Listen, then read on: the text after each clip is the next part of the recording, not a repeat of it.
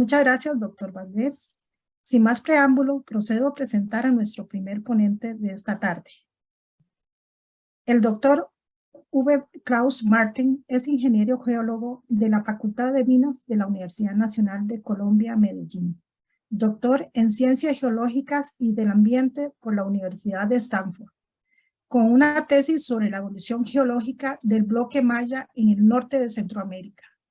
Postdoctorado en la Universidad de Stanford, desarrollando técnicas de fechamiento de minerales en láminas delgadas utilizando la microsonda iónica. Se desempeñó como consultor geocientífico senior en la empresa Tectonic Analysis con el proyecto Cordillerano que tal empresa desarrolló junto con el Centro de Geociencias de la UNAM. Ha sido autor y coautor de 23 publicaciones indizadas y 10 capítulos de Guatemala, Nicaragua, Colombia, Ecuador, Estados Unidos y México. Asimismo, ha sido asesor externo de 10 tesis de licenciatura en varias universidades latinoamericanas. Actualmente se desempeña como investigador titular en el Centro de Geociencias de la UNAM y sus áreas de investigación están enfocadas en fechamiento de uranio, plomo y su aplicación en terrenos metamórficos de alto grado, procedencia sedimentaria y reconstrucción de paleofacies sedimentarias y la geología regional, y reconstrucción paleogeográfica del centro y sur de México, Centroamérica y el Caribe.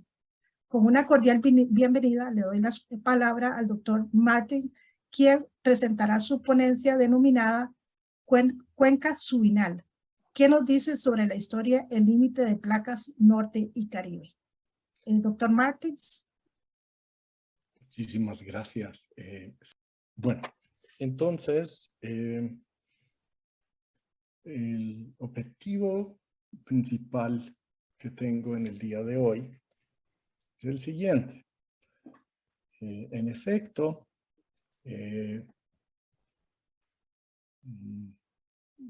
estamos al frente de un proyecto de investigación financiado por la UNAM que trata sobre una cuenca sedimentaria en este límite de placas, que es el de Norteamérica y Caribe. Y el reto hoy es presentar esta investigación para un público general, para un público que no es especializado en cuencas, que no necesariamente es un público geológico. Aprovecho entonces para darle un agradecimiento a quienes me presentaron. Y también quiero mencionar, yo hace muchos años estudié en la Universidad de Costa Rica y que es una institución que recuerdo con mucho cariño. No voy a decir hace cuántos años estudié en la Universidad de Costa Rica, pero sí quiero saludar a los miembros de la Escuela Centroamericana de Geología, en donde estudié un año, en donde aprendí muchísimo, en donde tuve excelentes maestros y finísimos colegas, algunos de los cuales hoy en día son profesores de la escuela. Entonces, vamos a comenzar con la presentación de hoy, que va a estar organizada en 3 partes. Primero, quiero dar una contextualización para un público muy general. Luego, quiero presentar el problema al que nos enfrentamos muchos geólogos con esto de la placa de Caribe. Ya veremos qué es el problema y trataré de hacerlo para un público aún muy general. Y después ya entraré en materia con esto de la investigación de la cuenca de Subinal y lo haré procurando hacerlo con un enfoque todavía muy sencillo, de manera que se entienda incluso para un público no especializado. Entonces empecemos con esta contextualización. Entonces vamos a hablar, ¿qué es la paleogeografía? ¿Sí? Porque una cosa es la geografía de hoy y otra cosa es la geografía del planeta hace millones de años. También tendremos que hablar un poco sobre lo que son los límites de placas, que no necesariamente son conceptos que las personas del público en general conocen. Y finalmente, mencionar brevemente por qué estos dos conceptos pueden ser importantes para la humanidad en general. Miren una cosa, si uno mira una imagen del planeta, como la que estoy presentando aquí, uno evoca lo que todos en algún momento de la vida hemos hecho, y es hacer calzar como un rompecabezas una porción de Sudamérica con una porción del África. Y todos hemos hecho alguna vez en esta reconstrucción paleogeográfica. Dicho sea de paso que estas imágenes que voy a presentar son imágenes que ofrece de manera gratuita la NASA en una herramienta que se llama World View. Entonces veamos aquí de manera más específica esta relación que existió en algún momento entre Sudamérica y África. Uno podría decir que la ciudad de Recife en Brasil en algún momento estuvo localizada en Camerún o en Guinea Ecuatorial.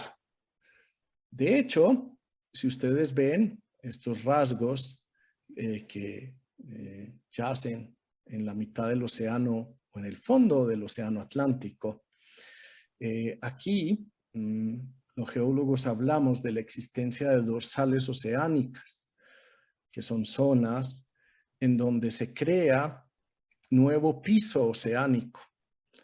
Y estas líneas un poco curvas, los geólogos las llamamos transformantes, y estas líneas dan idea de la dirección que ha tomado de manera relativa un continente con otro.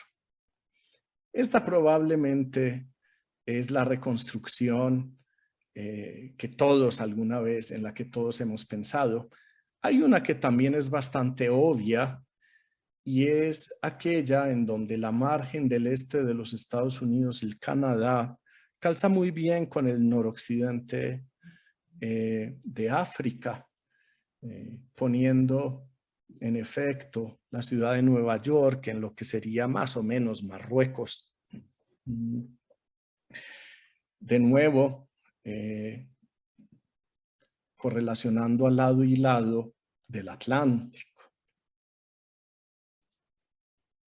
Este truquillo de tratar de hacer calzar los continentes se puede jugar de manera matemática, tratando de minimizar, por decirlo así, el error.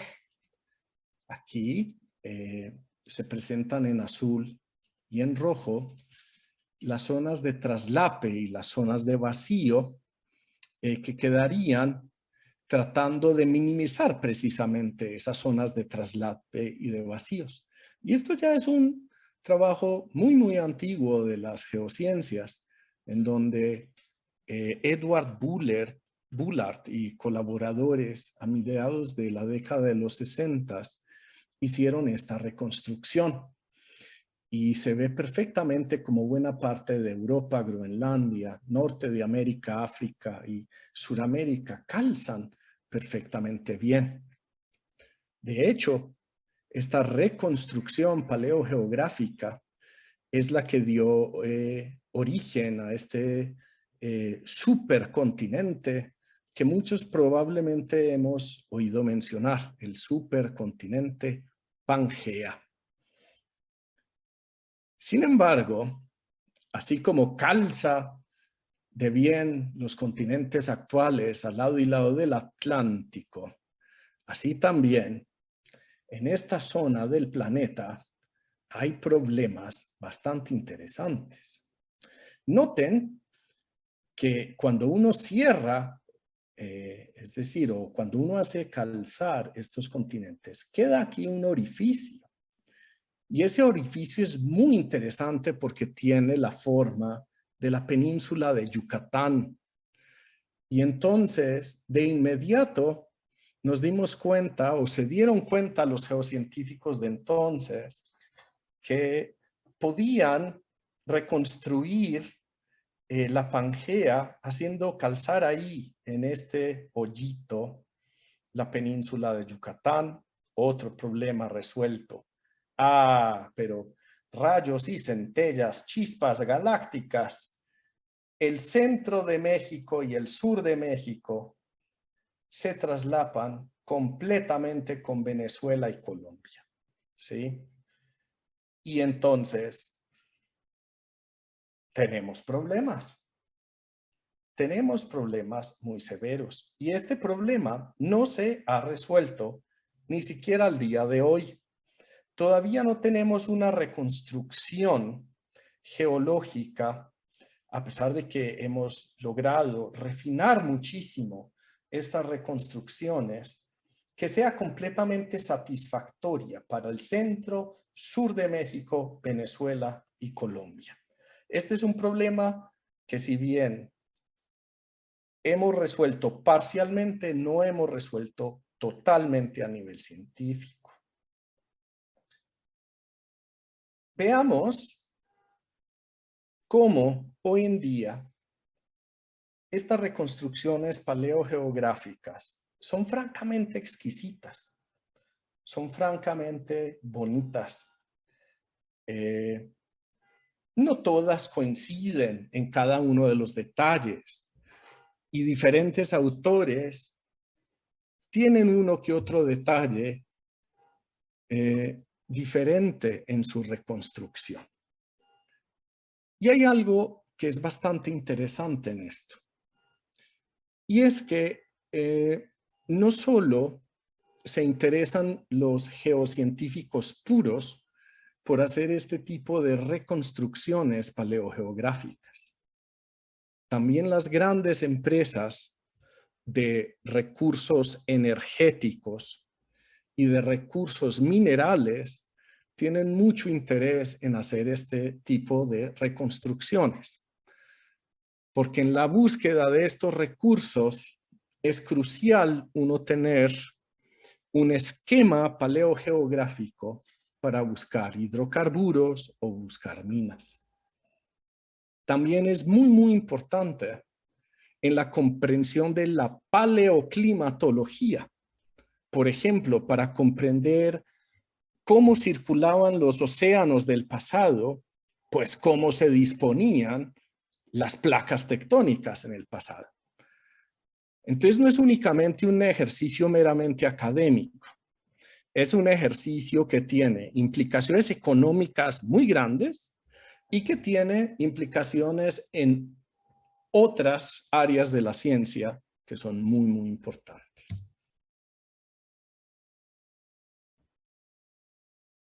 Volvamos otra vez al Atlántico. Ya habíamos visto el problema de superposiciones. No solo tenemos este problema de las superposiciones. Hablemos un poco de esta placa de Caribe. Para el público en general, quiero delimitarles aquí más o menos cómo es esta placa de Caribe.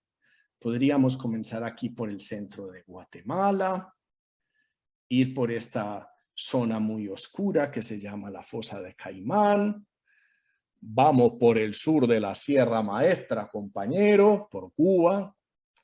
Nos pasamos luego por aquí, por las Antillas Menores. Y luego nos vamos por aquí, por Venezuela. Y luego nos vamos pues por Colombia. Y siquiera me voy aquí por todo Centroamérica tratando de hacer cada uno de los acentos sin querer ofender a nadie y más bien queriendo sacarle una sonrisa a cada uno de ustedes. Esta es la plaquita de Caribe. Sí, es una placa relativamente chica si uno la compara con las otras.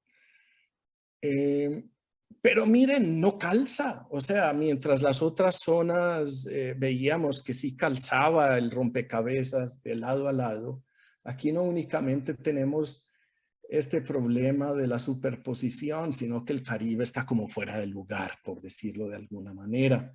Entonces tendremos que venir con, o los geocientíficos tuvieron que pensar en unas reconstrucciones mucho más sofisticadas para esta zona, para explicar la configuración tectónica y geológica del lugar. Y también aquí, ¿sí? Si bien la geología es compleja, podemos, o se ha llegado a un grado de, sí, de finura bastante alto. Yo me voy a referir ahorita en particular al límite Norteamérica-Caribe. Veamos. Ya delineamos un poco la placa de Caribe. Vamos a hacerlo ahorita de manera formal, pero generalizada. ¿Ok? Y nos vamos a enfocar en lo que sería este límite norte. Los geólogos, aquellas zonas en donde tenemos una ruptura importante en la corteza, los llamamos fallas. Y aquí, en el estado de Chiapas, en el sur de México, está la falla de Tonalá, que conecta con una falla en Guatemala que se llama Polo Chic, que a su vez conecta con una falla en el centro de Guatemala que se llama la falla de Motagua, y es una falla activa, peligrosa. Esa a su vez conecta con una zona de fractura por acá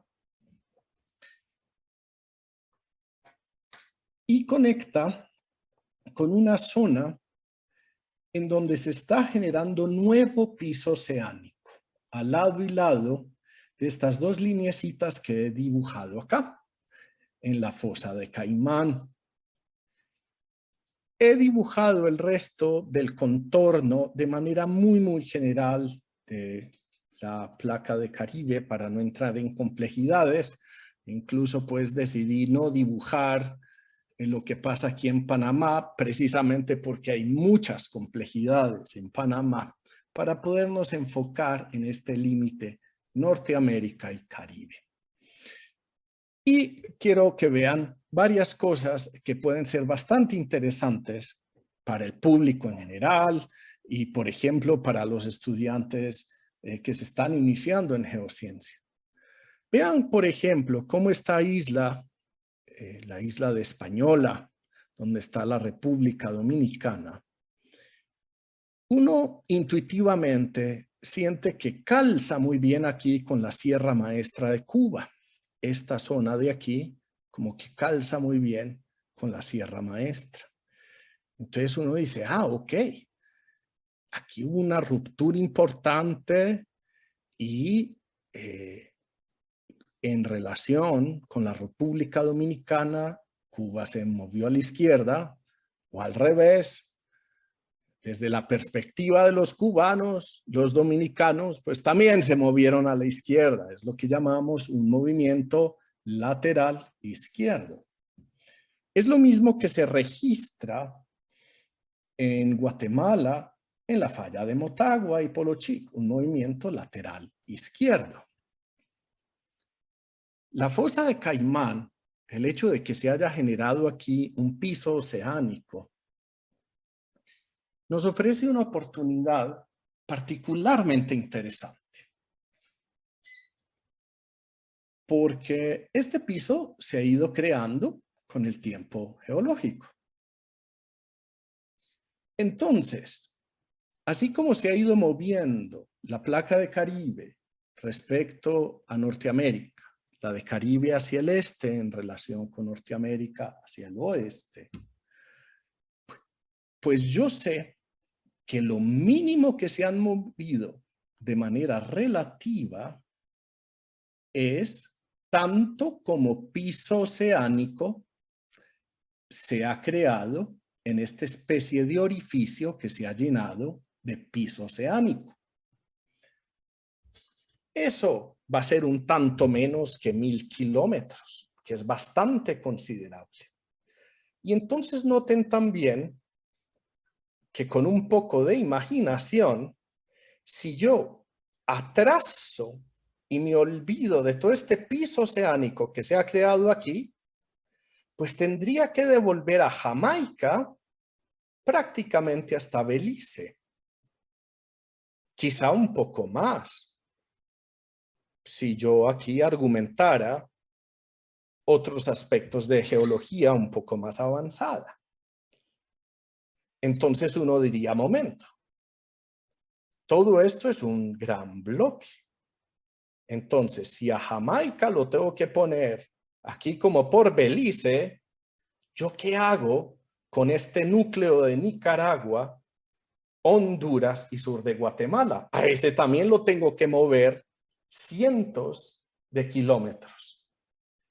Y esa es una de las preguntas importantes que se han hecho geocientíficos en relación con Centroamérica. Y hay quienes han movido en el tiempo geológico este núcleo del norte de Centroamérica a la mitad del Pacífico, y hay quienes han considerado que todo este núcleo de corteza elevada continental aquí, que corresponde a buena parte de Nicaragua, Honduras y el sur de Guatemala, en algún momento estuvo pegado del sur de México. Y eso no es una hipótesis nueva, siendo una hipótesis muy interesante.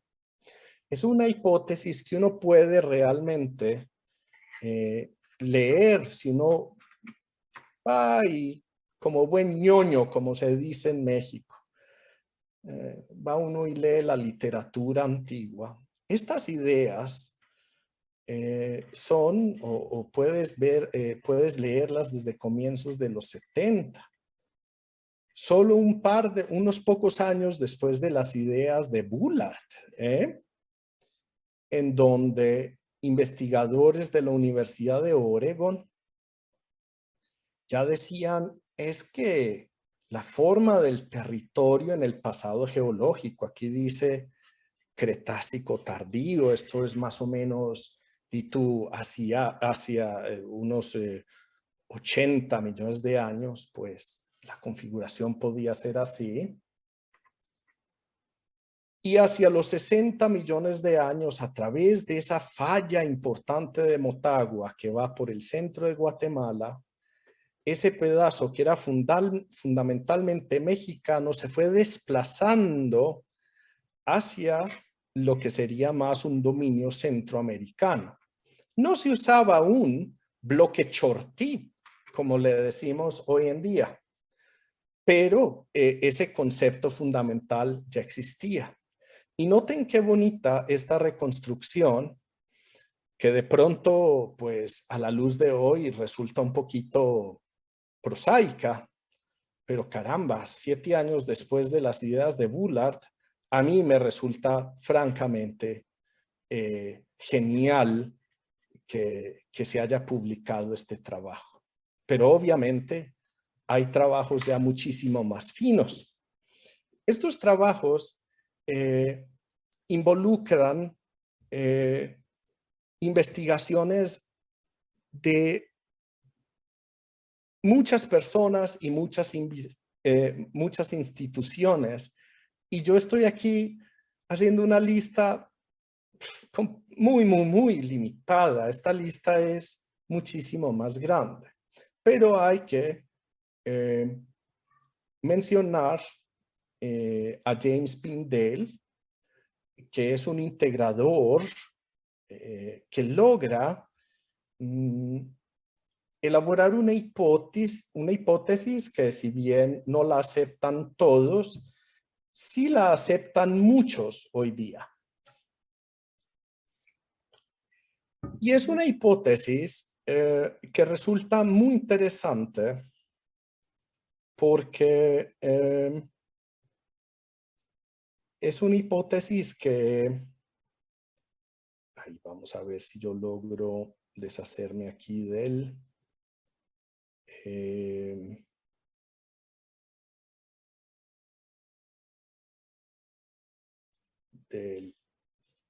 esto es. Retomo, resulta muy interesante el trabajo de Pindell porque se presenta la reconstrucción a modo de película, como lo voy a presentar en este momento.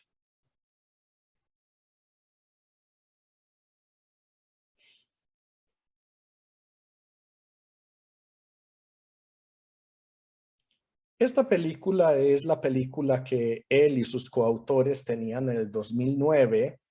La película sigue refinándose y quiero que veamos algo importante aquí. Hacia los 100 millones de años, se plantea la existencia de este bloque del noroccidente de Centroamérica. Miren que aquí falta, ¿sí? Voy a volver a poner el pointer.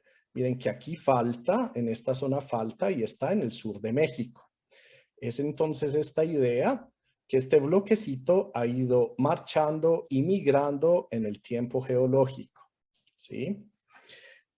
Esta es la isla de Cuba. La isla de Cuba va a ir migrando en el tiempo, va a chocar con Guatemala, ¿sí? Y después se va a emplazar aquí contra las Bahamas, ¿sí? El arco va a seguir migrando, luego se va a abrir la fosa de Caimán, etcétera, etcétera. Es un grado de refinación muchísimo mayor al que se tenía en 1972.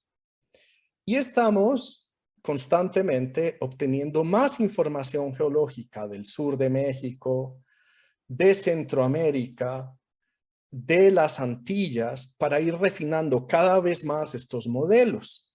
Y ahí se inscribe este proyecto PAPIT que estamos desarrollando en la UNAM. Y entonces quiero plantear la pregunta importante sobre esta unidad geológica que se llama la formación subinal. ¿Qué nos dice entonces esta unidad sobre el límite de placas? Entonces hablemos pues de qué es esta dichosa formación subinal. Para ello, quiero presentar un mapa geológico muy simplificado de Guatemala. Miren, aquí está el Océano Pacífico, por aquí está el Caribe. Miren un poco los contornos de Guatemala. Por aquí está El Salvador, Honduras. Recuerden esta falla Motagua. Yo les hablé de la falla de Polochi, que es este límite de placas lateral izquierdo. ¿Ok? Y muy importante, aquí hay varias de estas fallas que hacen que todos estos bloquecitos se vayan moviendo.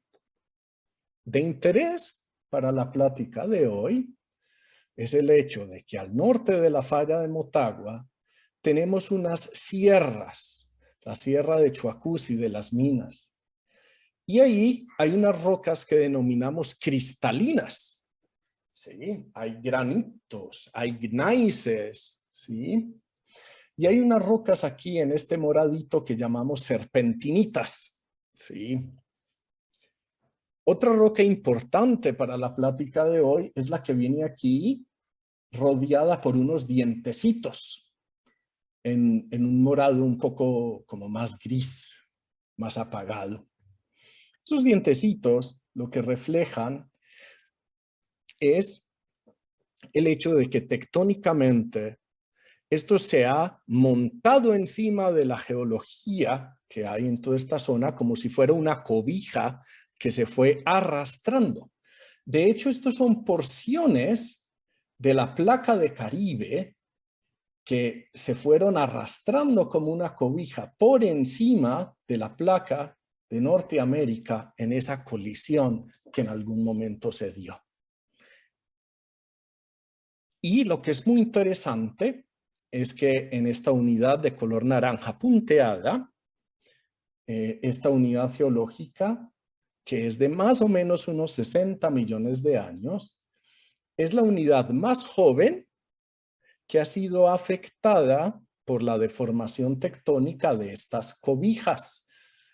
nosotros no decimos cobijas en geología, pero para el público en general lo vamos a decir así. Entonces recuerden, la falla de Motagua, estos basamentos cristalinos que están justo al norte, estas cobijas caribeñas que sabemos que estaban activas aún como hacia los 60 millones de años. La pregunta entonces es, ¿y en este mapa geológico dónde rayos está la formación subinal? Entonces vamos a ver ahora sí un mapa geológico detallado de la formación subinal. Aquí de nuevo vemos el Caribe. Esta de aquí es la falla de Motagua, ¿sí? Y una de las conclusiones que sacamos en este trabajo es que si bien todos los manchaditos de color pardo y más amarillo habían sido cartografiados tradicionalmente como la formación subinal, en nuestro criterio detallado debemos hacer una separación en aquellas capas. Esta formación subinal es una unidad geológica de color rojo y que viene en capas, se llaman capas rojas, y que tiene mucho sentido en separar estas capas en aquellas que van al norte de la falla de Motagua, que es una falla activa, o sea, estrictamente estarían en la placa de Norteamérica, y aquellas que están al sur de la falla. Y vamos a ver por qué, ¿sí? Recuerden entonces que vamos a decir que aquellas capas rojas de subinal que están alargadas en este mapa aquí de color pardo son las del Valle del Motagua y las vamos a llamar informalmente subinal norte. Y estas que tienen una distribución mucho más amplia las vamos a llamar subinal sur. ¿Y cómo se ven en campo? Pues un pequeño aspecto que nos motivó a trabajar aquí fue el hecho que hace unos 10 años más o menos se comenzó a ampliar una carretera importante en Guatemala. Y a veces los geólogos necesitamos buen afloramiento.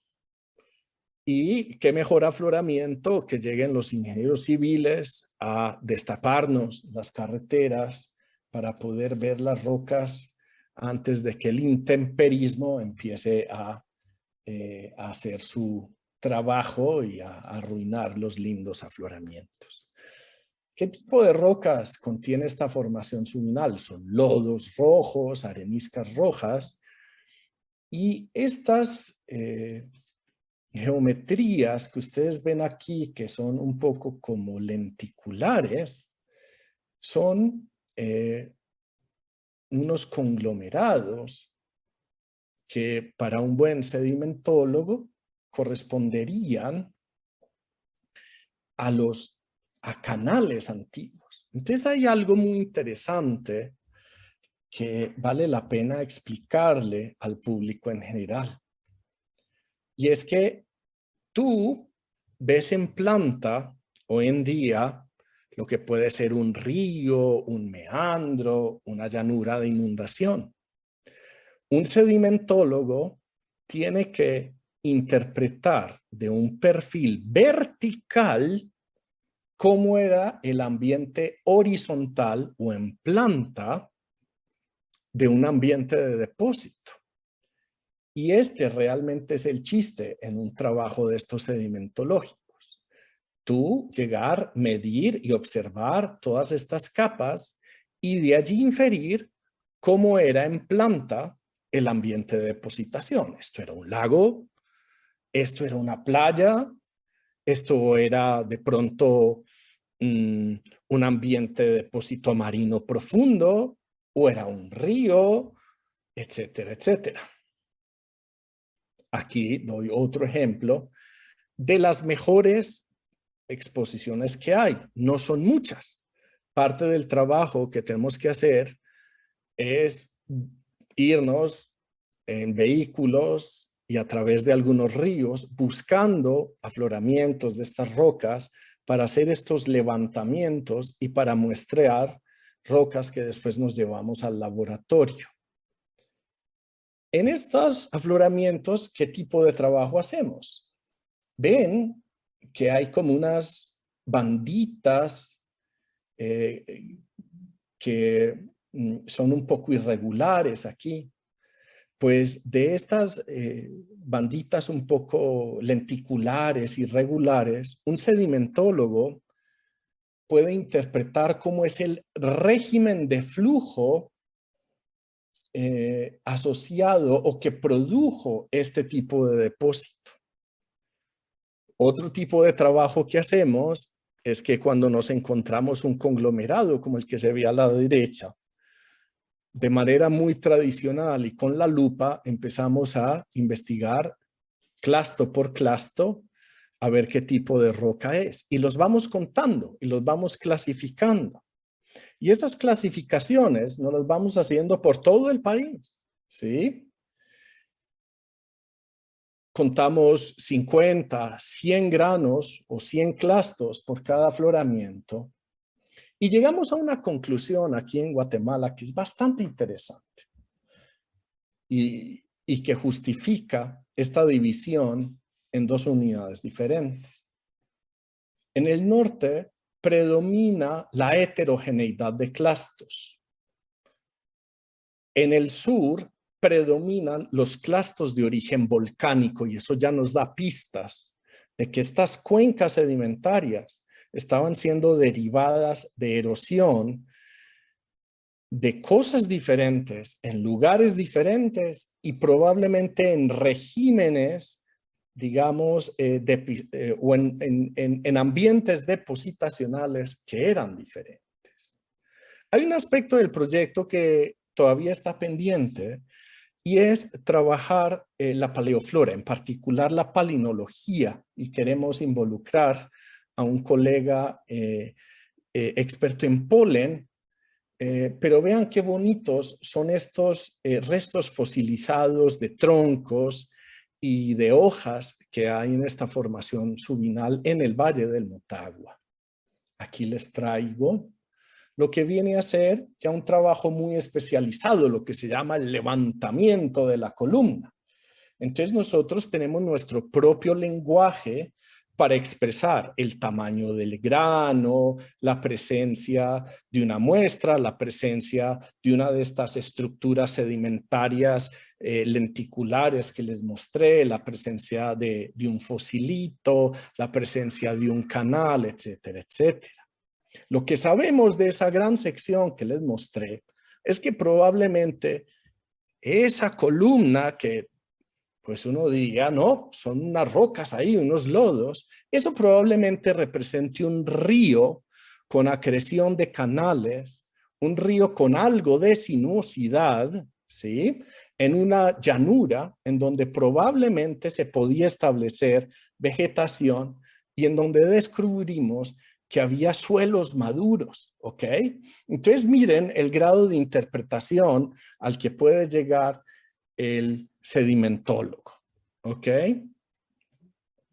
También hacemos análisis microscópicos de las rocas y en esos análisis microscópicos podemos determinar los diferentes minerales que componen las rocas.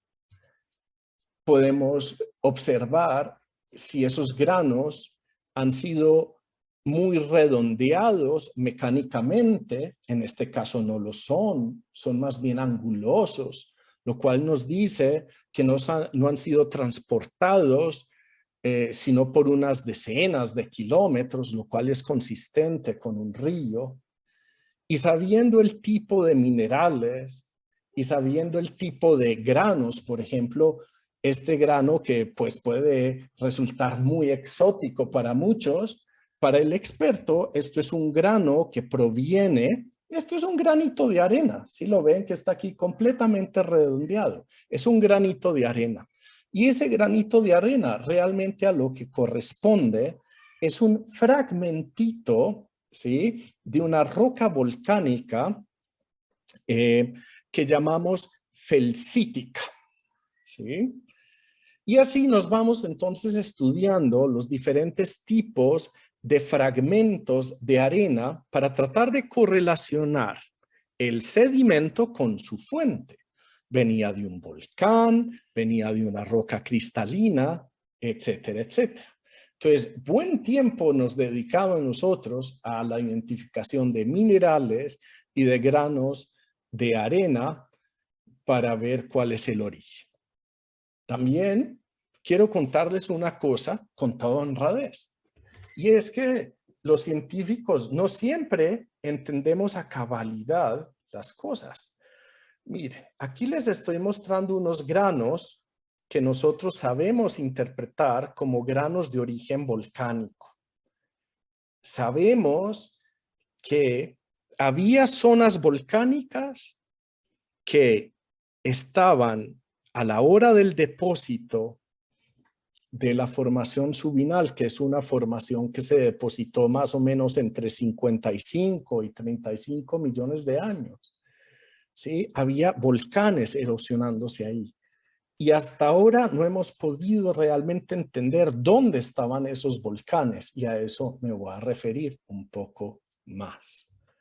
Este es otro tipo de estudio que hacemos. Ya con estos análisis microscópicos, hacemos unos conteos con mucha paciencia.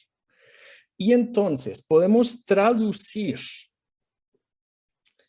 el contenido microscópico de las areniscas a lo que sería el ambiente geológico de ubicación de esta cuenca. Por ejemplo, esto estaba en un arco de volcanes, o esto estaba en un orógeno, ¿sí?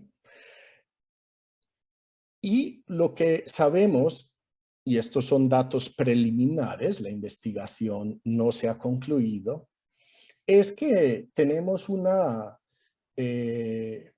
composición que tiene una cantidad importante volcánica, y estamos aún discutiendo entre colegas el significado de esa componente volcánica.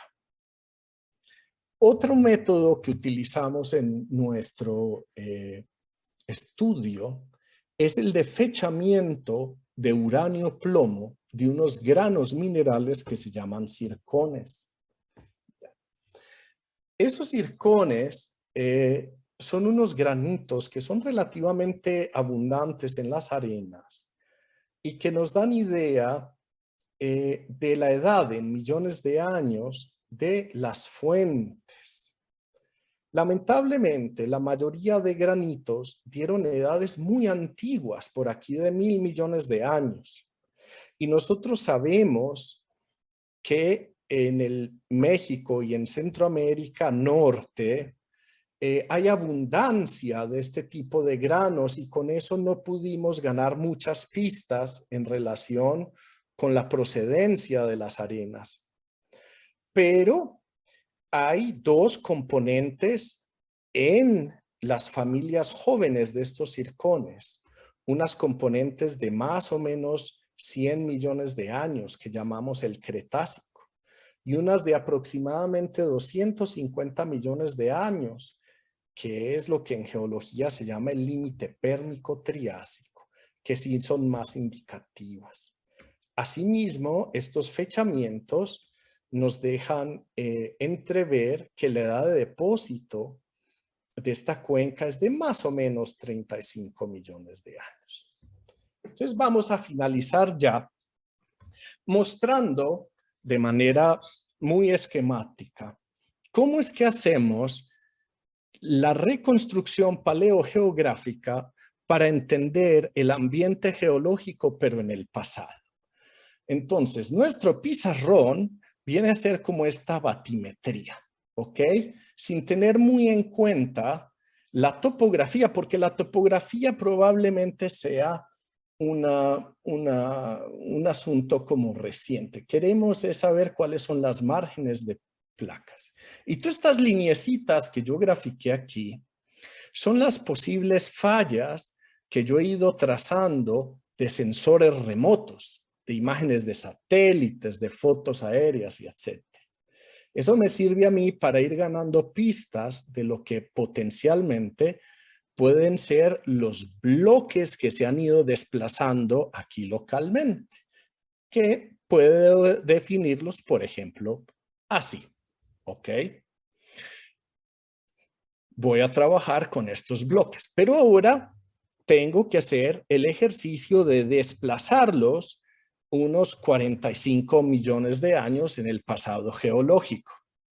Aquí es donde sí tienes que hacer el ejercicio de leerte la literatura, hacerte toda la licenciatura en geociencias, probablemente una maestría, y con mucha licencia poética también, haces tu reconstrucción de todos estos bloques que más o menos quedan así hacia el Eoceno.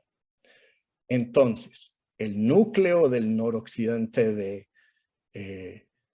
Centroamérica quedaría por aquí, la fosa del Caimán apenas se está abriendo, los contornos de Norteamérica por aquí ya estaban formados, son más o menos los mismos. En Yucatán había una plataforma de carbonatos, esto estaba bajo el mar. Por información geológica sabemos que por aquí había un área de ríos en Guatemala y en Chiapas. Trabajos de colegas sabemos que por aquí había también unas capas continentales.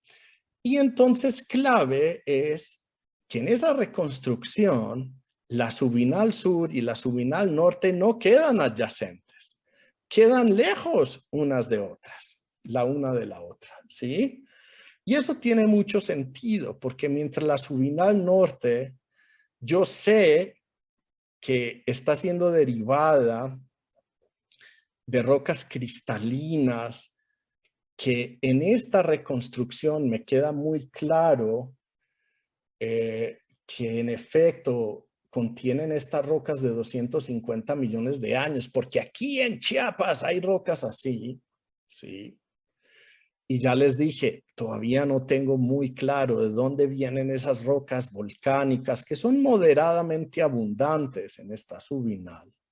La subinal sur contiene mucho material volcánico, casi exclusivamente material volcánico. Y eso va a estar posiblemente relacionado a una zona de subducción que generaba probablemente un arco volcánico eoceno por aquí. Más o menos así es como trabajamos en las reconstrucciones paleotectónicas. Es decir, la geología la pensamos es en geografías del pasado, no en geografías del presente. Y por supuesto, nunca coincidimos en estas geografías del pasado, pero el error que el geólogo nunca puede cometer es pensar su geología con fechas del pasado en coordenadas del presente. Así que mis conclusiones son estas. Estamos trabajando lo que pensábamos que era una sola cuenca y nos dimos cuenta de que eran dos.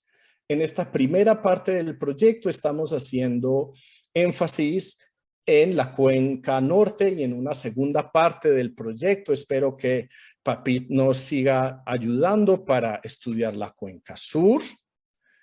En esta cuenca norte nos dimos cuenta que estamos lidiando es con un río del Eoceno, ¿sí? En donde comprendemos la procedencia parcial, que viene de rocas de basamento de Guatemala y Chiapas, y aún no comprendemos muy bien la procedencia de los materiales volcánicos. La cuenca del sur es una cuenca intramontana de procedencia local volcánica, probablemente asociada a esa zona de subducción. Y yo quiero que ustedes ante todo hayan entendido una cosa, que cuando uno mira un problema o cuando uno está trabajando un problema geológico que ya tiene sus millones de años, lo tiene que contextualizar en la geografía de ese momento geológico, es decir, en coordenadas paleogeográficas.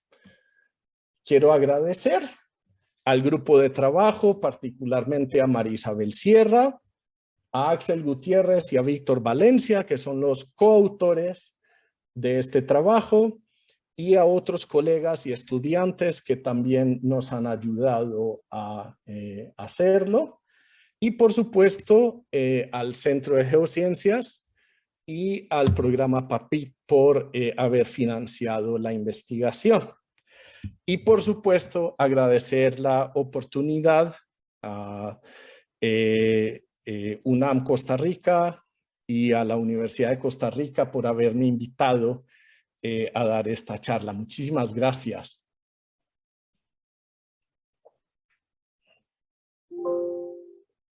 Muchas gracias a usted, doctor Martins, por esta valiosa exposición en este segundo seminario virtual y por compartir de una manera muy amena y didáctica los resultados de sus investigaciones y los conocimientos adquiridos. Información que sin duda será de mucho interés para las personas que van a seguir esta transmisión. Seguidamente procedo a dar la palabra al doctor César Ríos Muñoz, coordinador de gestión y relaciones del Centro de Estudios Mexicanos, quien presentará a nuestro segundo invitado de esta tarde. Muchas gracias, Odette. Voy a presentar a nuestro siguiente invitado, que es el doctor César Sequeira Peraza. Él es docente e investigador de la Escuela Centroamericana de Geología de la Universidad de Costa Rica. Realizó estudios universitarios de bachillerato en geología en la Universidad de Costa Rica, así como una maestría en ciencias y un doctorado en filosofía, ambos en el programa de ciencias geológicas del Departamento de Ciencias de la Tierra y del Espacio de la Universidad de Rutgers en Nueva Jersey, donde trabajó además con un equipo consultor para la empresa Husky Energy, con quien realizó interpretación de datos de reflexión sísmica y participó en la construcción de modelos analógicos en arcilla. Profesor de los cursos de dibujo geológico, geología estructural, geología de campo 2, campaña geológica y fundamentos de geología. Ha realizado investigaciones de análisis cinemático de la denominación pre-rift, sin-rift y post-rift en el noreste de Norteamérica. Geocronología de la deformación a partir de dataciones argón-argón, de intrusiones ígneas tabulares en el noreste de Norteamérica, cartografía geológica en el centro y sur de Costa Rica y análisis de estructuras dúctiles en rocas cretácicas y paleógenas del norte y sur de Costa Rica.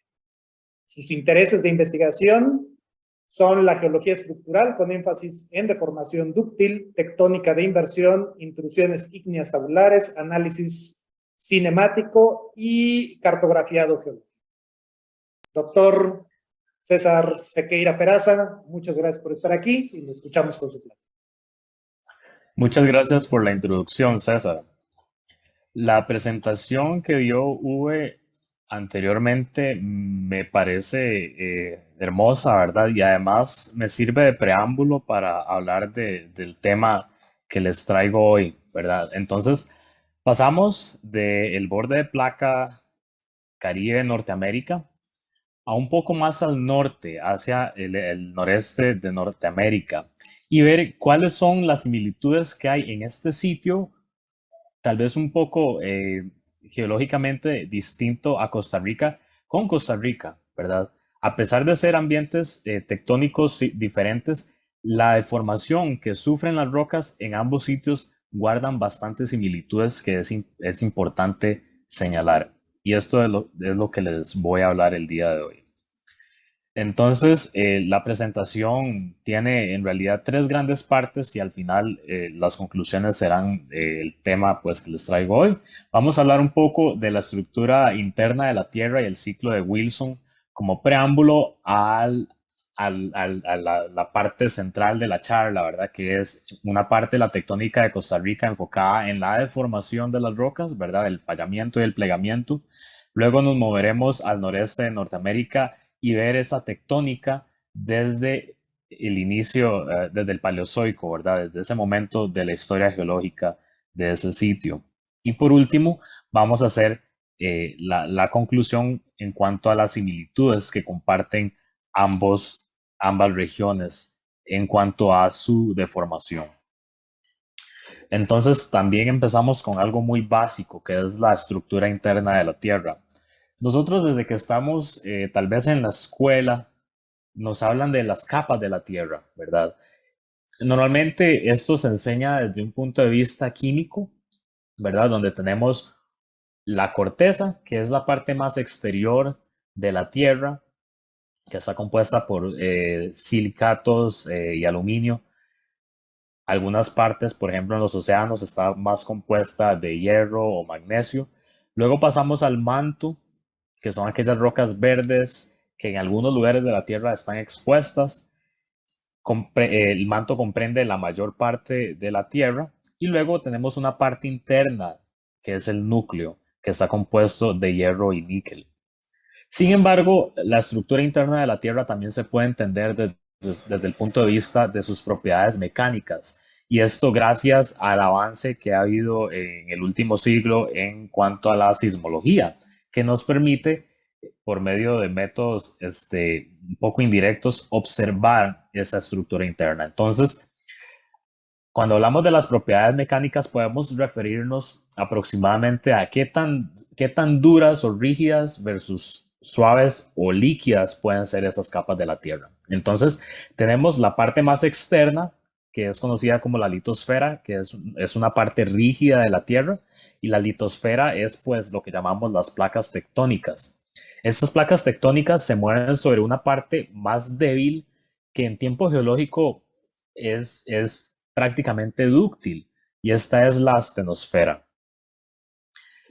Debajo de la astenosfera tenemos de nuevo una capa más sólida conocida como la mesosfera, y de ahí pasamos al núcleo externo, que es líquido, y en la parte interna tenemos el núcleo interno, que es sólido. Entonces lo podemos ver como si fuera un balín flotando en aquella parte líquida, y es lo que permite que la Tierra tenga un magnetismo. Entonces tengamos en cuenta esta estructura interna de la Tierra según estas propiedades mecánicas, porque eso es lo que da soporte a la teoría de la tectónica de placas de la que ya Uwe nos habló, ¿verdad? Con su reconstrucción, en la cual las placas son aquellos bloques que se mueven a lo largo del tiempo geológico, ¿verdad? Esos movimientos se deben gracias a celdas de convección que hay en la astenosfera, que sirven como motor para que las placas tectónicas se puedan mover. Cuando las placas se mueven, podemos imaginarlas como carros chocones, ¿verdad? Ellas van a estar derivando por muchos millones de años sobre la superficie de la Tierra.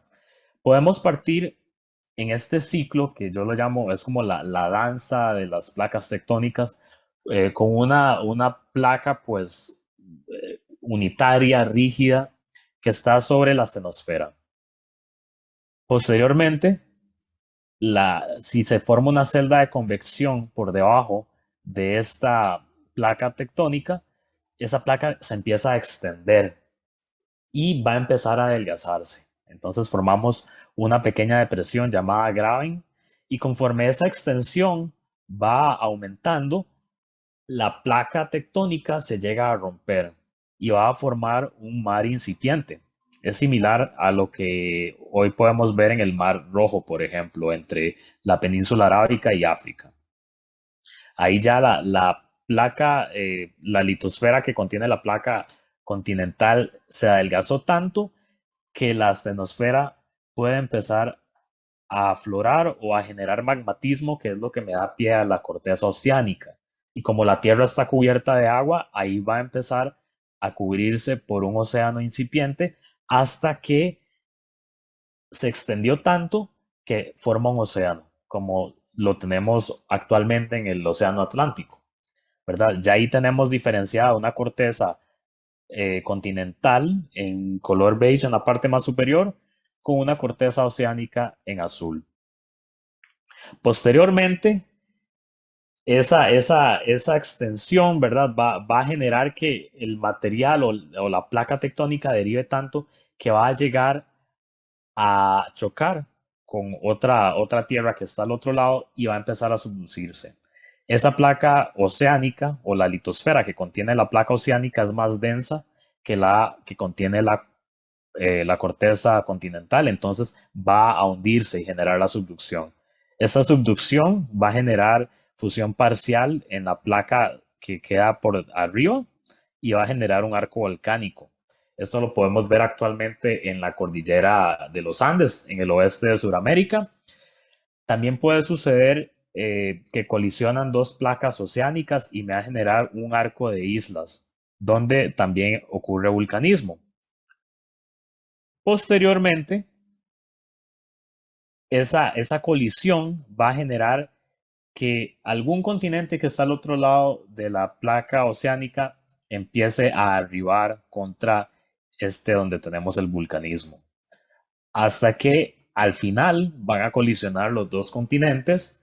Podemos tener pedacitos de la corteza oceánica adheridos a esa zona de colisión llamada sutura y generar una cadena montañosa donde ya en sus raíces pues pierde esa losa de subducción y va a quedar una sutura o una zona fósil de una zona de subducción. Actualmente eso lo podemos ver en los Himalayas. Este ciclo, ¿verdad? De extensión y colisión de las placas tectónicas se llama el ciclo de Wilson y puede durar desde 200 hasta 500 millones de años. Vean que cuando llegamos a esta última fase, ¿verdad? Tenemos una placa, una cordillera interna continental bastante alta y de nuevo una corteza continental y una litosfera unificada que nos lleva al estadio primero. En el caso de Costa Rica y Norteamérica, estos dos serían los estadios en que se encuentra cada una de estas regiones, ¿verdad? El noreste de Norteamérica es un margen pasivo donde tenemos la dorsal oceánica en el centro del Océano Atlántico y luego tenemos la plataforma con su talud en el continente donde en teoría es un margen bastante estable. Por el contrario, Costa Rica está en una zona de subducción donde colisionan dos placas oceánicas, la placa Caribe y la placa del Coco, y forma un arco de islas, que con el tiempo ese arco de islas se unió todo y forma lo que hoy es el Istmo Centroamericano.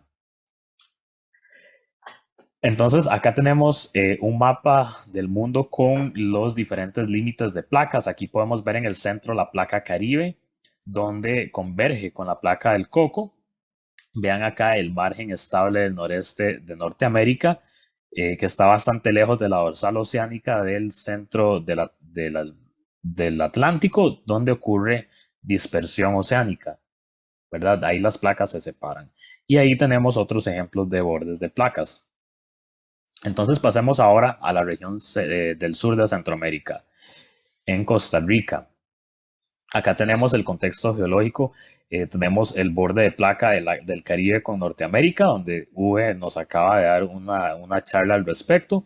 Más al sur tenemos la trinchera mesoamericana, que genera una cadena de volcanes que llega hasta el centro de Costa Rica. Vean que en esta zona la placa del Coco es bastante poco rugosa, ¿verdad?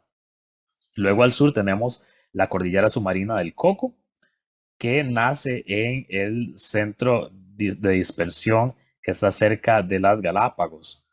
Y luego tenemos la zona de fractura de Panamá al este de la cordillera del Coco. Vean que hay un espacio al sur de Costa Rica donde no hay vulcanismo actualmente. Y los siguientes volcanes los tenemos hasta en Panamá, pero no son tan abundantes como en el resto de Centroamérica. Y vean cómo eso coincide con la cordillera submarina del Coco. Si nos acercamos un poco más a Costa Rica, podemos ver los diferentes elementos tectónicos. Podemos pensar en dos grandes divisorias geológicas. El antearco, que es esta zona de acá donde tenemos la península de Burica, península de Osa y la península de Nicoya con Santa Elena, que contienen parte de las rocas más antiguas de Costa Rica. Luego tenemos el arco volcánico, que en realidad son dos arcos que se encuentran en el centro de Costa Rica, uno del Mioceno al Plioceno, que está un poco más acá, que incluye la cordillera de Talamanca y el sur de San José o de la zona central de Costa Rica y el arco actual, ¿verdad? Que data desde el Pleistoceno. Luego en medio tenemos las cuencas de Talud y La Trinchera. Aquí en el frente, cerca de la zona de subducción. En el centro tenemos las cuencas de Antearco y en la parte norte tenemos las cuencas de Trasarco. Vean además que tenemos una serie de fallas geológicas principales. Aquí en la parte sur, en la fila costeña, tenemos fallas inversas, lo mismo que acá en el Caribe Sur, el cinturón deformado del norte de Panamá, que es un límite importante entre la microplaca de Panamá y la placa Caribe, junto con sistemas de pliegues y sobrecorrimientos. Y luego en la parte central de Costa Rica tenemos el cinturón deformado del centro de Costa Rica, que son una serie de fallas de rumbo, de desplazamiento de rumbo, con un rumbo hacia el noreste y hacia el noroeste, que lo podemos ver acá. Estas fallas son bastante activas en esta zona central de Costa Rica.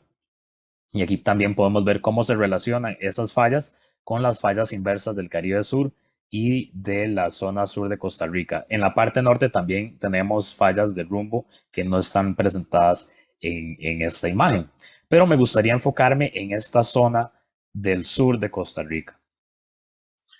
Además del fallamiento del rumbo, que es uno de los estilos de deformación principales que hay en Costa Rica, tenemos el fallamiento inverso, que aquí lo podemos ver son estas líneas con triangulitos. Esas son fallas inversas donde las rocas se acortan, ¿verdad? Y unas se montan sobre las otras. Y vean que hay una serie de bastantes fallas inversas en esta zona sur de Costa Rica, que coincide justo con la zona donde se encuentra la cordillera del Coco, como lo podemos ver acá. Aquí la cordillera del Coco es un indentador, ¿verdad? Eso quiere decir que esa rugosidad tan grande está trabada en esa subducción, ¿verdad? O tal vez se subduce de forma muy lenta, ¿verdad? A diferencia del resto de la placa del Coco, ¿verdad? Y ahí genera alta sismicidad, genera elevación de la cordillera de Talamanca y además hace que se formen este montón de fallas inversas en el sur de Costa Rica. Asociados a esas fallas podemos tener también pliegues, ¿verdad? Y aquí se encuentran también representados en estos mapas como líneas punteadas. Vean que los pliegues, por lo menos los de mayor escala, son paralelos, sus trazas son paralelas a los rumbos de las fallas. Y aquí podemos ver la representación de los polos, de los planos axiales y de los ejes. Acá los ejes están orientados hacia el noroeste principalmente y son de muy bajo ángulo. Entonces se trata de pliegues generalmente horizontales y los planos axiales tienen polos cercanos a la horizontal o levemente inclinados, lo cual quiere decir que son pliegues rectos a moderadamente inclinados. Acá podemos ver ejemplos de esos pliegues en la fila costeña al sur de Costa Rica.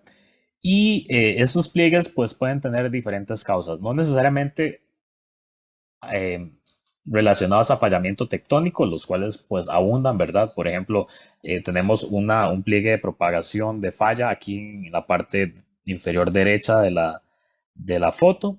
Tenemos también pliegues, aquí también tenemos otro de propagación de falla. Tenemos también pliegues por flexura de falla, que es cuando las fallas tienen planos que no son rectos.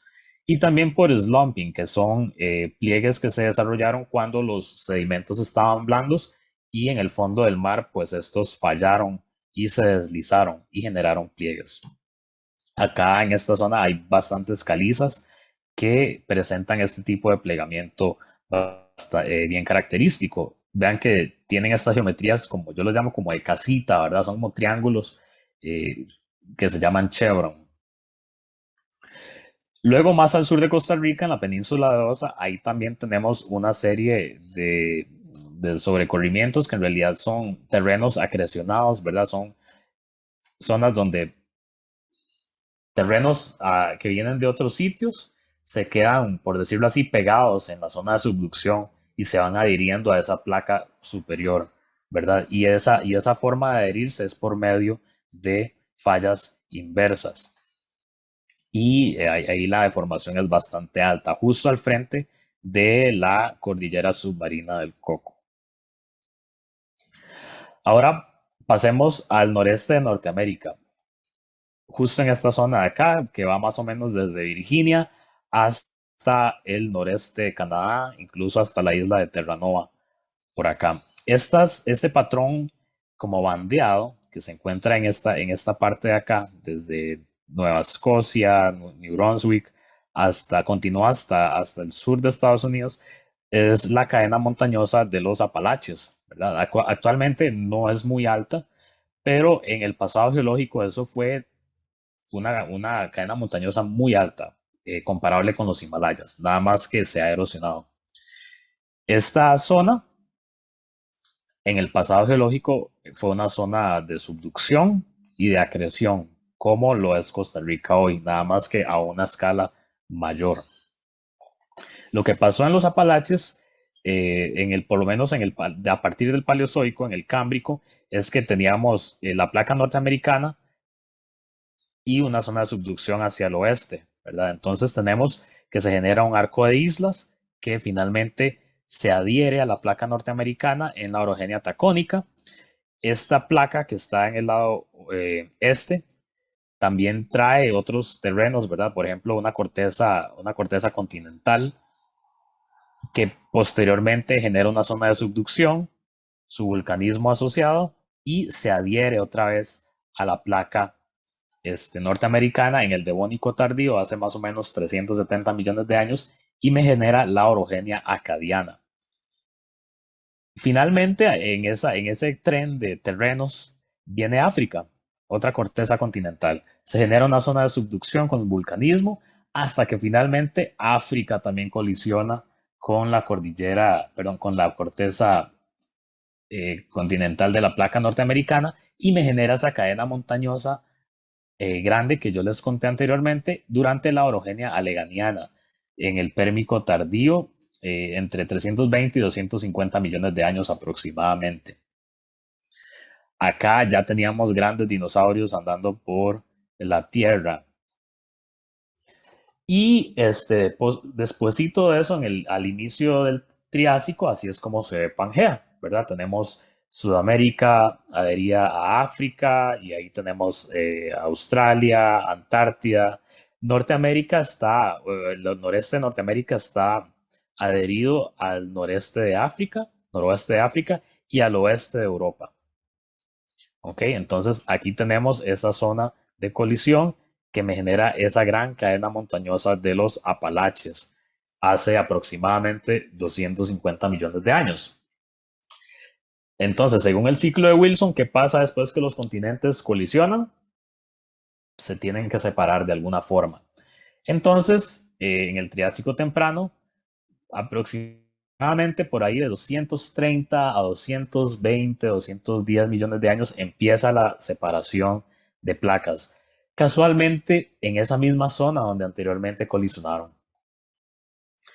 Entonces, estas placas se van a volver a separar, se va a generar el océano Atlántico, los continentes van a empezar a derivar en direcciones opuestas y vamos a llegar a la situación actual.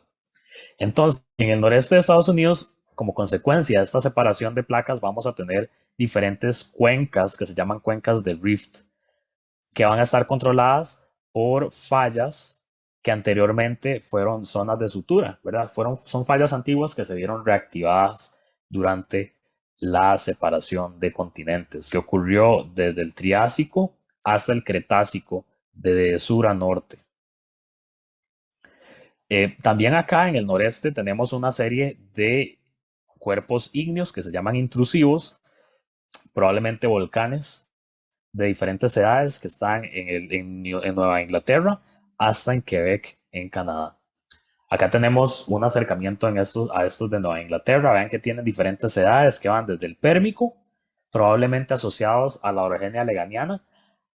Luego en el Triásico, durante el periodo de separación del continente de Pangea, hasta el Cretácico temprano, cuando ya se han separado esta parte de Norteamérica con África. Vean que es una zona de bastante plutonismo, ¿verdad? Que todavía eso se está tratando de entender.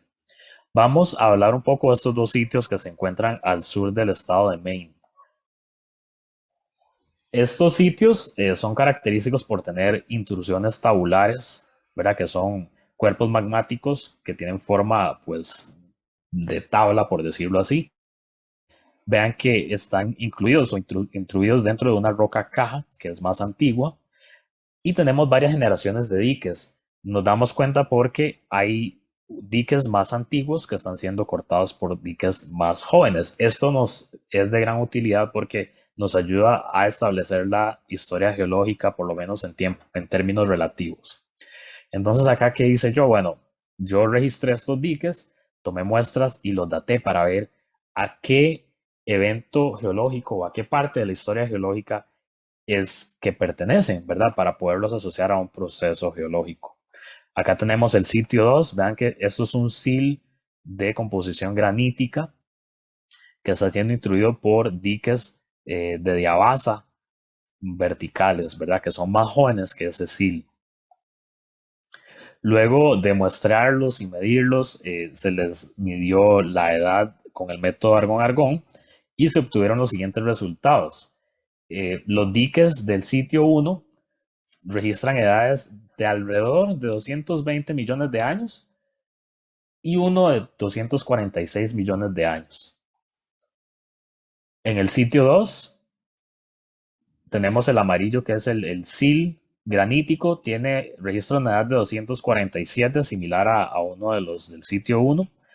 Y los diques de diabasa, que en teoría, según las relaciones de corte, son más jóvenes, da una edad de 271, ¿verdad? Está como invertido. Uno dice, esta datación está mala, pero no está mala porque eran minerales muy diferentes, ¿verdad? En uno eran biotitas y en otro era la roca entera.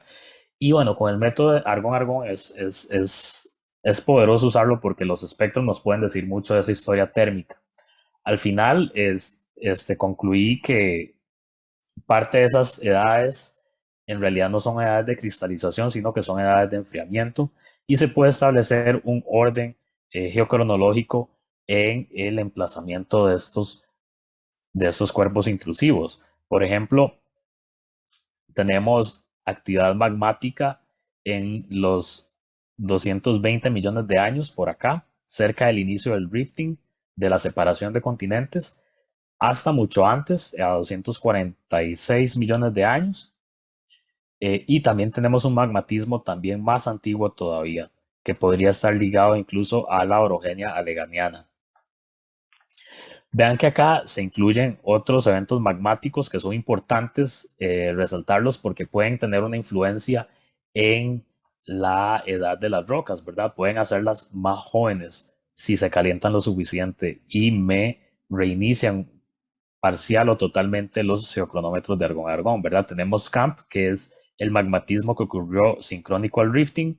Luego tenemos los batolitos del sur, parte de los batolitos del sur del estado de Maine, y luego la provincia de Nueva Inglaterra y Quebec, que ocurre en el Cretácico, en esta misma zona.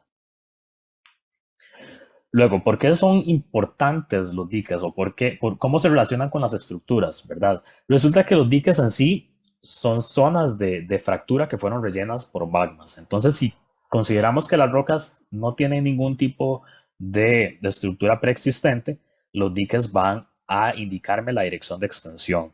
Entonces, en este caso, donde hay diques que cortan unos a otros, ¿verdad? Puedo establecer un tiempo 1, donde la extensión es en este caso al noreste, y un tiempo 2 donde la extensión es hacia el norte. Cuando hay zonas de debilidad preexistentes, por ejemplo, buzamientos estratigráficos, foliaciones, clivajes, esas son zonas donde la roca le es más fácil abrirse y hace que el magma pueda intruir más fácilmente. Entonces, el problema de estas zonas es que pueden abrirse con direcciones de extensión muy variadas, no necesariamente una, como el caso anterior. Entonces son menos fiables, no podemos confiarnos de ellas para establecer una dirección de extensión porque las posibilidades son bastante amplias según este ejemplo. Entonces, bueno, la idea era registrar diques a lo largo de la zona del sur de Nueva Inglaterra para ver cuáles están asociados a zonas de debilidad preexistentes y cuáles no. Entonces acá les traigo un diagrama un mapa con los diagramas de rosas de buzamiento, perdón, redes estereográficas que muestran las zonas de debilidad preexistentes, por lo general con rumbo noroeste, noreste-suroeste, similar a las fábricas que se formaron durante el Paleozoico. Son de alto ángulo por lo general. Encontré que hay intrusivos que siguen esas zonas de debilidad preexistentes. Claro, es más fácil entrar por una fractura que ya está formada que crear una nueva, ¿verdad? Sin embargo, hay sitios donde, por ejemplo, acá al norte, que son rocas masivas que no tienen ningún tipo de debilidad preexistente, donde sí hay intrusivos, ¿verdad? Es roca que se fractura en el momento en que ocurre la intrusión. Y al sur también hay otros sitios donde hay este tipo de diques principalmente. Entonces, estos son los que nos van a ayudar a poder establecer las direcciones de extensión de la corteza en este sitio. Luego pasamos a la cuenca de Rift, que está un poco más al noreste del sitio que acabamos de hablar. Es una cuenca que se forma gracias a la extensión continental. Vean que hay fallas principales acá al norte, como la Cobequid y la Portapique. Y tenemos el relleno sedimentario. Hay basaltos, hay areniscas, hay lutitas, ¿verdad? Asociadas a lagos, ya sea profundos o someros, en una época realmente seca, a finales del Triásico. Vean que también tenemos estructuras que se asocian a esta etapa de la historia geológica, ¿verdad? Como fallas normales, lísticas de bajo ángulo. También tenemos pliegues, ¿verdad? Por flexura de falla, como este de acá. En sí, la subcuenca Minas, ¿verdad? Es una estructura que se forma en este periodo. Más al noroeste tenemos otra subcuenca que es parte del sistema de Fondi.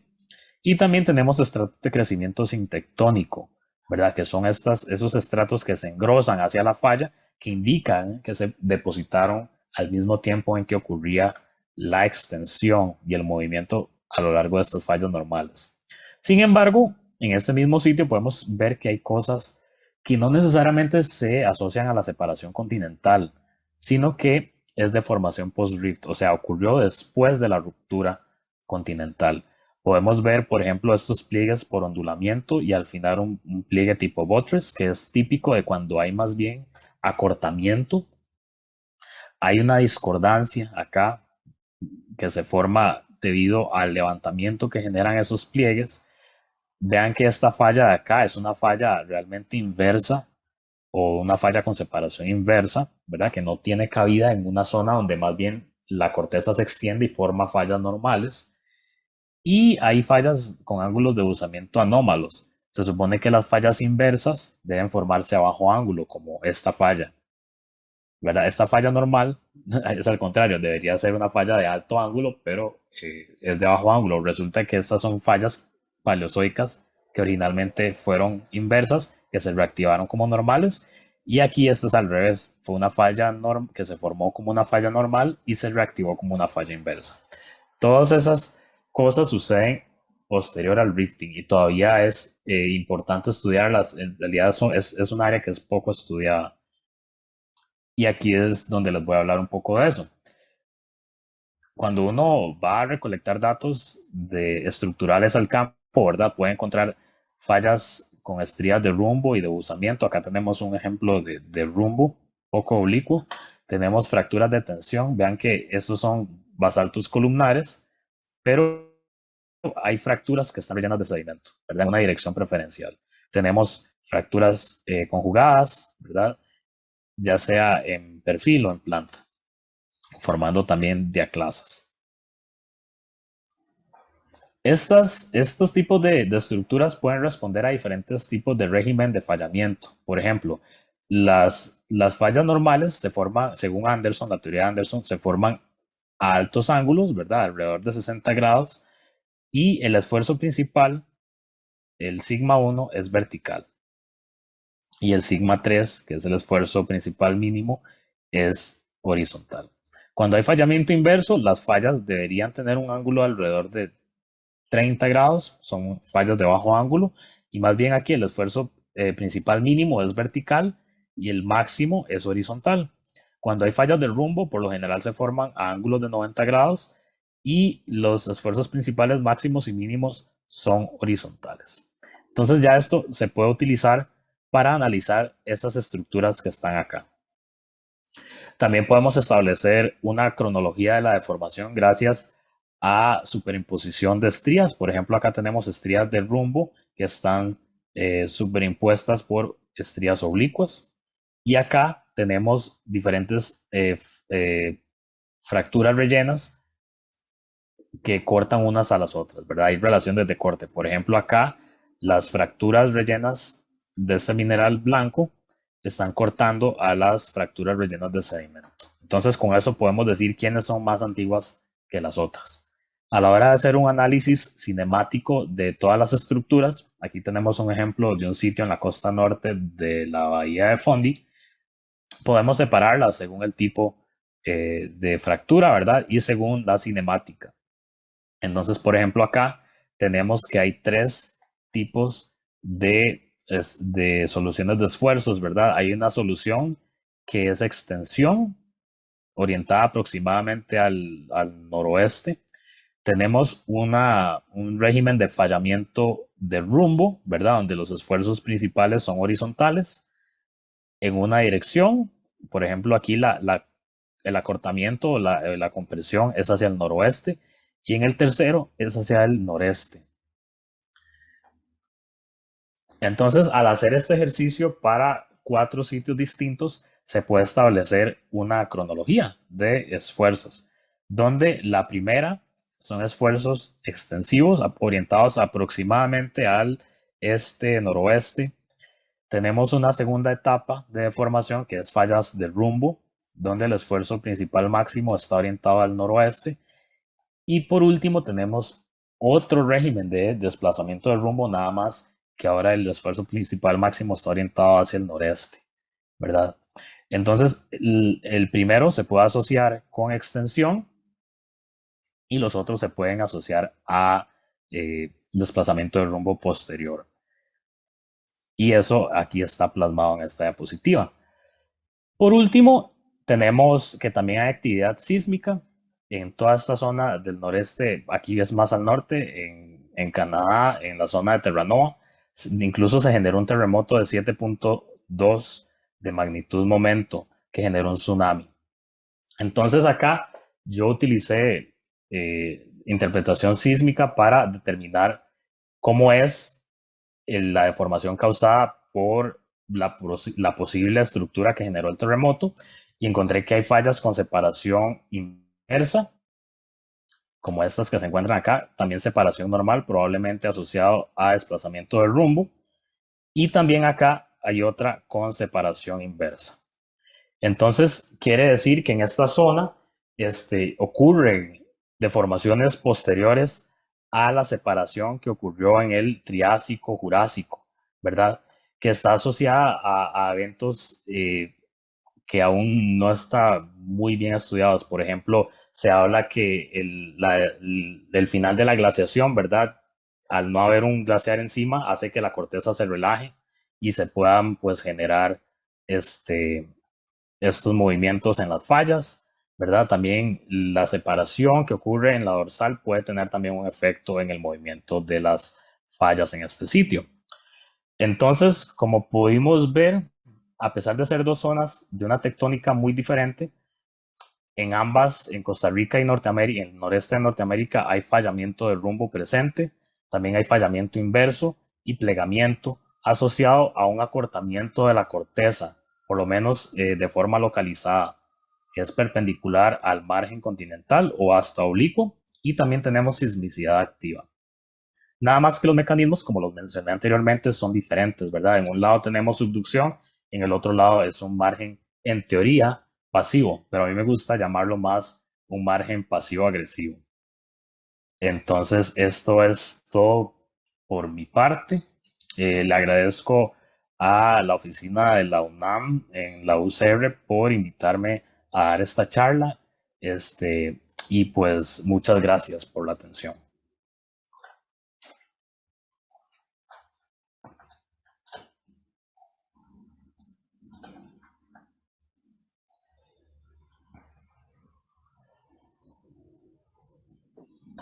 Muchas gracias, doctor César Sequeira. Hay algunas preguntas, una que nos hacen para el doctor Uwe Martens, perdón, sobre los tiempos de los que habló en su plática. Estos cambios que comentó, ¿en cuánto tiempo se dan? ¿Y qué placa se mueve más rápido dentro de todo este contexto? Los tiempos son del orden de decenas de millones de años. Entonces, el truco para el público en general es este. Mira, la historia comienza en Sumeria, ¿sí? Hace más o menos unos 6.000 años, ¿sí? Pero vamos a hacer un símil con la historia. Supongamos que la historia comienza en el año 2500 antes de Cristo, ¿ok? Y la Tierra tiene 4.500 millones de años, ¿sí? Entonces, para entender lo siguiente, que 1.000.000 de años de la Tierra es más o menos un año en la historia de la humanidad, ¿ok? Entonces, lo que es para un geólogo 1.000.000 de años es lo que es para la humanidad un año, ¿ok?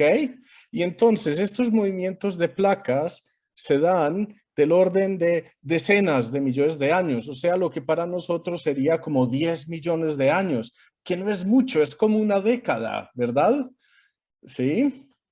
Eso sería como la respuesta y la manera más intuitiva de poder ver esa relación entre lo que es el tiempo humano y el tiempo geológico. Claro, para poder dimensionarlo. Muchas gracias por su respuesta. Para el doctor César Sequeira, una pregunta es, ¿qué implicaciones mineralógicas provocan las fallas? ¿Son explotables desde el punto de vista de los minerales? Claro que sí, las fallas son zonas de debilidad en la corteza terrestre, ¿verdad? Y son zonas de, en teoría, alta permeabilidad si no tienen ninguna mineralización anterior. Y ahí permite que los fluidos de donde provienen o que contienen esos minerales, ¿verdad? Tal vez de interés económico, puedan colocarse allí, ¿verdad? Entonces, las fallas sirven para eso, ¿verdad? En parte, para poder acumular esos materiales minerales, claro. Muy bien, muchísimas gracias. No sé si esté por ahí el doctor Carlos Valdés, tenía algunos problemas con su conexión.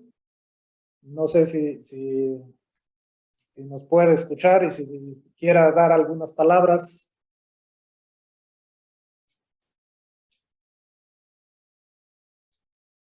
Bueno, parece que el doctor Valdés está teniendo problemas con su conexión todavía. Sí. A ver si me pueden escuchar. Sí, cuando ustedes empezaron a hablar de fallas, mi computadora también dijo que iba a hablar de fallas, así es que ha sido un poco complicado, pero sí, la transmisión desde este lado ha estado muy, muy cortada. Yo les agradezco mucho las pláticas, ambas muy interesantes. En una parte me sacó completamente el sistema, pero aprecio mucho la plática de Uwe y también la de César, muy interesantes, hemos aprendido mucho. No quiero usar más porque mi conexión está muy mal, les regreso la palabra, pero primero que nada les damos las gracias desde el Centro de Estudios Mexicanos y le pedí a César que dijera un poco más sobre la colaboración. Adelante, César. Muchas gracias. Sí, a nombre del Centro de Estudios Mexicanos UNAM Costa Rica y de la Oficina de Asuntos Internacionales y Cooperación Externa de la Universidad de Costa Rica, les damos las gracias por haber aceptado participar en este seminario. Estos seminarios tienen como finalidad el tratar de encontrar puntos en común entre ambas universidades. El tratar de encontrar académicos de ambas partes y que eventualmente lo que nos gustaría fuera que existiera cooperación entre ambas universidades. El desarrollo de los proyectos PAPIT, como el que mencionó el doctor V. Martens, promueve la capacidad de poder tener proyectos conjuntos, y a nosotros como oficinas de asuntos internacionales de las respectivas universidades nos encantaría que pudiera existir mayor colaboración entre ambas universidades. Entonces, si hubiera algo que ustedes quisieran comentar, algo con lo que nosotros pudiéramos apoyar para poder promover este tipo de colaboraciones entre ambas universidades, nosotros también ya quedaríamos. Ya lo hicieron, solo el hecho de que podamos volver a restablecer el contacto, yo creo que ya va a ser una cosa muy importante. Sí. Por supuesto, cuenten con ello y muchas gracias. No, a ustedes. Muchas gracias a ustedes también por esta oportunidad y sí, es muy bonito poder reencontrarse con colegas que realmente son muy cercanos, creo yo. Bueno, pues esperemos que este sea el inicio de una relación académica que sea bastante fructífera para ambos. Muchas gracias. Bueno, les damos las gracias nuevamente a las personas que nos ven. Si desean hacer preguntas relacionadas con las pláticas de ambos invitados, los invitamos a que las dejen esas preguntas en los chats de los canales de esta transmisión, y nosotros se las haremos llegar a los invitados para que les den respuesta. Perfecto. Gracias. Muchísimas gracias. Muchas gracias.